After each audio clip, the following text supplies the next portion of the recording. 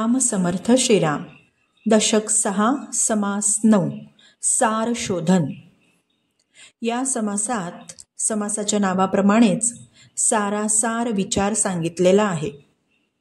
माणसाचं मूळ कल कसा असतो, म्हणजे उपजत स्वभावच कसा असतो की त्याला लगेच आयतं पाहिजे असतं. त्या वृत्तीकडे तो कल असतो.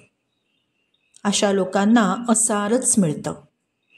शंख शिंपले असंख्य असतात, पण उजव्या तोंडाचा शंख गुप्त असतो, दुर्मिळ असतो.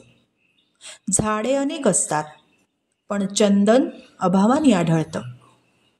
पुढच्या कुठल्या तरी जन्मांपैकी कुठल्या तरी एखाद्या जन्मामध्ये भगवंताचं दर्शन होईल. हा सगळा झाला उधारीचा व्यवहार. समर्थांची शिकवण म्हणजे कशी? खणखणीत नाण्यासारखी. तिथे संदेह, अनुमान, अंदाज या कोणत्याही गोष्टींना थारा नाही. त्यांचं बोलणं म्हणजे अभ्यासपूर्ण आणि प्रचितीचं. त्यांनी ते केलं म्हणून सांगितलं. त्यांचे शिष्यसुद्धा कसलेले, आणि त्या शिष्यांचं वय म्हणाल तर 8 ते 15 वर्षातील वय. शिस्तबद्ध होते.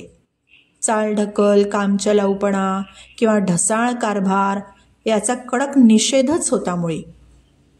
सारासार दृष्टीने याच जन्मामध्ये आत्मज्ञान प्राप्त होऊ शकतं हे सांगताना आणि हे ठासून सांगताना समर्थ आपल्या उपासनेची शपथ घेतात.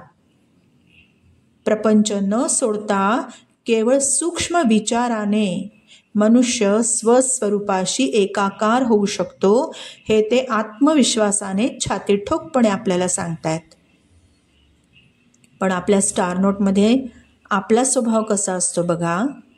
We always mingle in what to be or not to be, but trust it can B.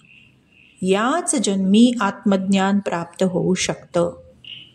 Shriram Samarth Shriram.